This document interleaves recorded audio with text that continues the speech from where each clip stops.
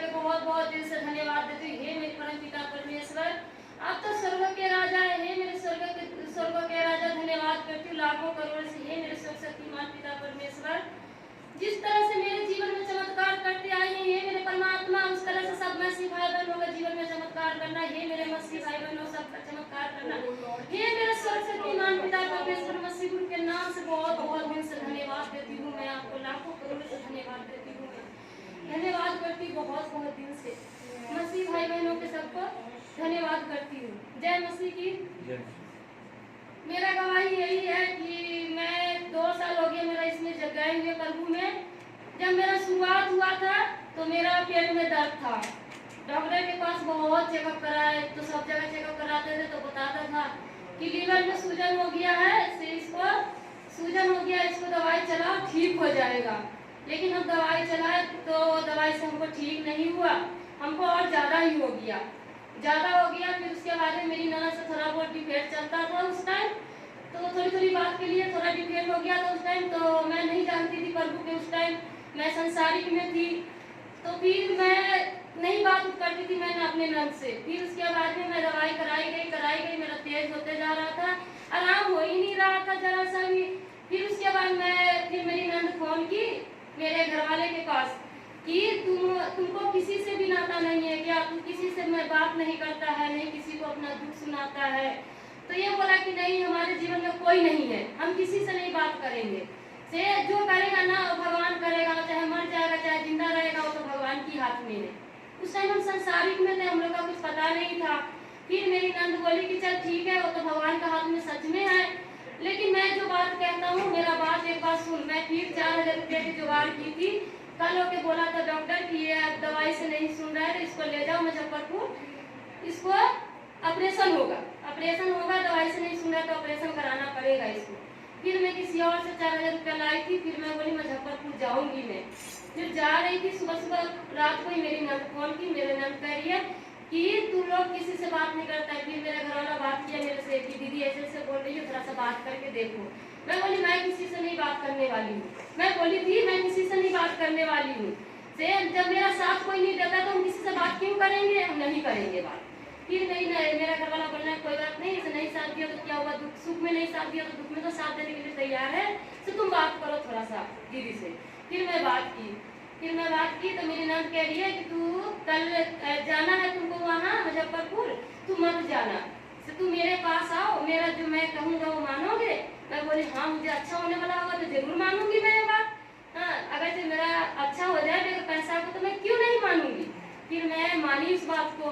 फिर मेरी नंद चंगाई करवाई वहाँ से फास्टर जी से, फिर चंगाई करवाई तो मेरी नंद तो मेरा रात को ही मेरा जितना दर्द था, पेट में बुखार था, चलने का हिम्मत नहीं था। मेरी दूसरा आदमी मेरी नंद जिठानी के लड़की रोटी बना के मुझे खिलाती थी, फिर मेरे को चलने का हिम्मत नहीं था। मैं तो चंगाई की उसी टाइम मैं उठ के अपने आप गई, रोटी बनाई, खाई, फिर बच्चे को खिलाई। फिर उसके बाद में मैं ठीक हो गई। मैं सुबह उठी, मैं झाड़ू लगा रही थी, मेरी सास के लिए ये तो बीमार पड़ी थी, अभी देखो झाड़ू लगा रही, आज तो मुजफ्फरपुर इसको जाना था। हम बोले कि मुजफ्फरपुर नहीं जाएंगे, हम ठीक हो गए। मेरी सास कह रही है कि तू ऐसी ही करती है, तुम्हारे पेट में सूजन बढ़ गया है, धीरे धीरे बढ़ जाएगा, बच्चा लोग है, मर जाएगी तो बच्चे को कौन देखेगा। हम बोले कोई बात नहीं, वो तो परमेश्वर देखने वाला है। फिर उस टाइम भी मुझे पूरा क्लियर पता नहीं था। फिर तभी भी मैं देख में मैं विश्वास, मेरी नंद बोली तुम विश्वास करो, मैं चंगाई की हूँ, संडे के दिन तुम आना मेरे पास, मेरे घर। मैं गई उसके घर, फिर मेरे को ले गई, मतलब मसीह के जहाँ वो होते हैं भजन होते वहाँ ले गई। फिर उसके बाद में मैं गई तो मुझे वहाँ सुनी, मुझे बहुत अच्छा लगा सुन के।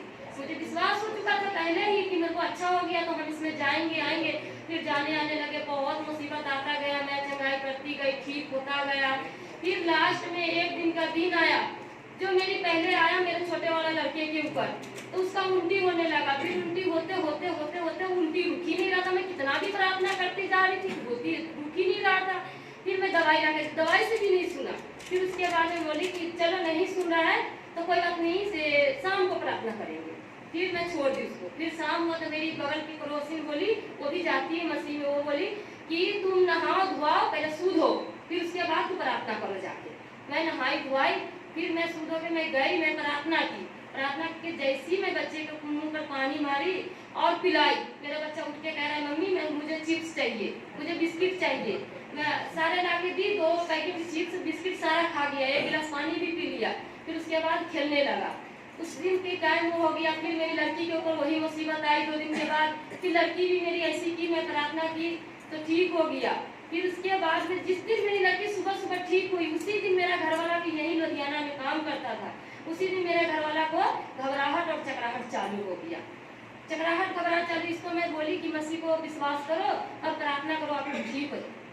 ये करता गया। इसको विश्वास पता नहीं, ये तो मसीह ही जानेंगे, पिता ही जानेंगे कि इसके अंदर विश्वास है कि नहीं है, वो तो हम नहीं जानते हैं, वो तो परमात्मा जानने वाला। हम तो ये भी कहते हैं पिता परमेश्वर, मसीह गुरु के नाम से मांगती हूँ, समार्थी नाम से मैं कहती हूँ कि उसको इतना विश्वास दे कि वो किसी दवा दारू पर भरोसा ही ना करे, किसी दुष्ट शैतान पे भरोसा ही ना करे। तो अभी भी मुझे फिर संडे को दिन मैं आई यहाँ, तो मैं संडे वाले रात में गई मेरे लड़का को, छोटे वाला लड़का को। फिर मैं उसके बाद प्रार्थना करती गई, नहीं ठीक हो रहा था। तो सारे आदमी मेरे को भटकाने लगा, चलो भट्टा के पास चलो, डॉक्टर के पास चलो, यहाँ चलो वहाँ चलो, करते मैं थक चुकी थी। मैं थकते मैं उस दिन इसको जांच कराई कि एक दिन 4000 की जांच हुआ, एक दिन मतलब 2500 का डिमांड किया वहाँ। फिर वो भी जांच कराई।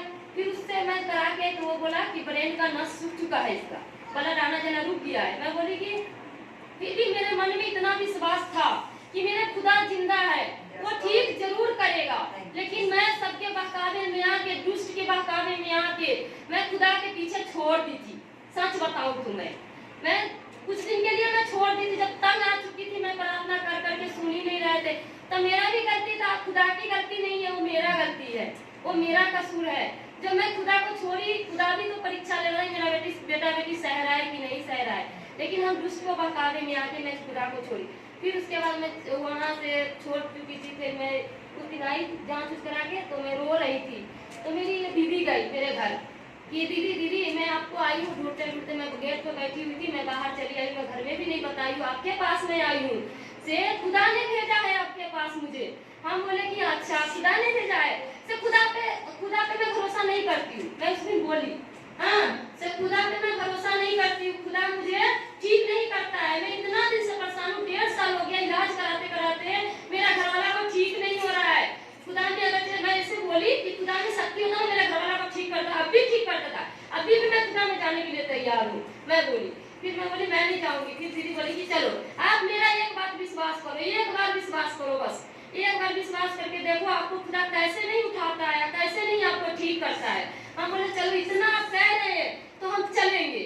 हमको मन में तो श्रद्धा था ही कि मेरा इतना चमत्कार किया जीवन में, मेरा मन से श्रद्धा नहीं गया था, लेकिन हम ऊपर से दिखावा कर रहे थे दूसरे की बात में कि हम दूसरे के पास जा रहे हैं, डॉक्टर के पास भट्टे का जो कह रहा है उसके काम कर रहे हैं, लेकिन मन में मेरा श्रद्धा खुदा के ही लगा था। से खुदा कभी न कभी मेरा सुनेगा। मैं ये भी कहती थी मेरा सुहाग अमर रखेगा खुदा, कभी नहीं मेरा सुहाग कोई उजाड़ सकता है। मैं इतना रोज बोलती थी, लेकिन मैं फिर जाके मैं दीदी बोली चलो आप एक बार मेरा बात की विश्वास करो, चलो आप। मैं बोली चलो ठीक है मैं चलूंगी संडे के दिन। दीदी बोली चलना मेरे साथ। मैं आई यहाँ, तो उस दिन इतना चर्च में गई, इतना मतलब सत्संग में गई, कहीं भी मुझे दिखाई नहीं दिया ये दुष्ट, कहीं भी, सब जगह ये छुप जाता था। लेकिन उस दिन संडे वाले दिन ये दुष्ट अपने आप ऊपर हुआ और खुदा के चरण में मतलब घुटना टेका और दुष्ट भाग चुका है, दुष्ट है नहीं मेरे पास। हालेलुया। मेरे पति को पहले से बहुत आसान है, जितना पहले हाथ धर के चलता था, चलने का हिम्मत नहीं पड़ता था। अब जिस दिन से संडे वाले दिन से गए 2 दिन मतलब रेस्ट लिया, फिर उसके बाद से थोड़ा बहुत जो ही हो रहा है अपना काम धंधा कर रहा है। खुदा के धन्यवाद करती हूँ। ये खुदा मेरा ऐसे ही मेरा सुहाग अमर बना के रखना और मेरा काम काज में आप आशीष देते रहना, आपके चरण में मैं जिंदगी बिता दूंगी खुदा। मैं किसी के पास नहीं जाने वाली हूँ मेरे खुदा। फिर मेरे बच्चे को कान में दर्द हुआ, उसको मैं दर्द के चंगाई की रात को मैं सोची 12 बज रहा था, मैं सोची कि इतना रात को मैं दवाई भी नहीं मेरे घर में, मैं क्या करूँ बच्चे को। अब ये कान से दर्द से तड़प रहा है। फिर मैं तेल भी सरसों तेल मैं कान में डाल दी, मैं कान पकड़ के उसको प्रार्थना कर दी। प्रार्थना करते करते मेरा बच्चा सो गया। फिर सुबह उठा, मैं पूछी दर्द हुआ है तो नहीं मेरे को दर्द नहीं हो रहा है, फिर ठीक हो गया। उस दिन मेरे बच्चे को एक बड़ा लड़का को खांसी बहुत खांसी हो रहा था, कह रहा था कब सीरप है नहीं तो खांसी बहुत हो रहा है, इसको दम चढ़ने लगता है। हम बोले कुछ नहीं होगा, आप धीरज रखो, कुछ नहीं इसको होगा। शेषवा प्रार्थना करके पानी दे देते हैं, ठीक हो जाएगा। देखना, मैं प्रार्थना करके पानी दी, खुदा ने मेरा सुना और मेरे बच्चे का खांसी भी ठीक हो गया। इसके लिए मैं बहुत बहुत दिल से धन्यवाद करती, मसीह गुरु के नाम से धन्यवाद करती। मैं सर्वशक्तिमान पिता परमेश्वर को लाखों करोड़ से धन्यवाद करती। हे मेरे खुदावन, मुझे ऐसी ही आशीष देते रहना, मैं आपके चरण में जिंदगी बिता दूंगी मेरे खुदा। मैं किसी के बहकावे में नहीं आने वाली मेरे खुदा। मैं को तो पहले बार ही आपने विश्वास हो चुका था, मैं इतना देवी देवता को मानती थी, लेकिन कोई मेरा साथ नहीं दिया, लेकिन आपने साथ दिए मेरे खुदा। मेरे खुदा, मेरे को आपको बहुत बहुत दिल से धन्यवाद देती हूँ, लाखों करोड़ से धन्यवाद देती हूँ। सबको जय मसीह।